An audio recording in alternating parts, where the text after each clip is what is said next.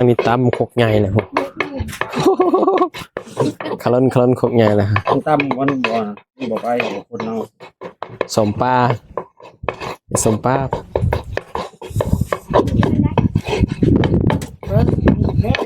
โอ้ยขกพวกใหญ่ติ๊บเขาใหญ่มาตั้งอันใส่กันเนาะ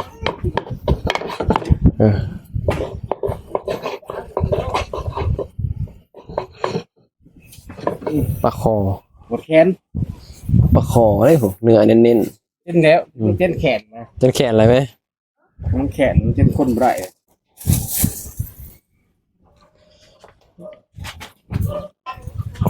ซิมต้มเป็ดก่อนวันนี้แซ่บๆนัวไหม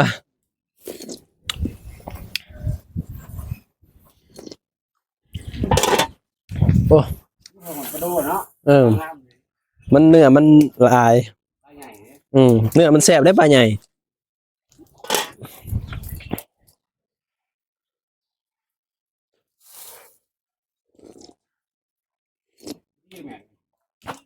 แซ่บหลายพี่น้อง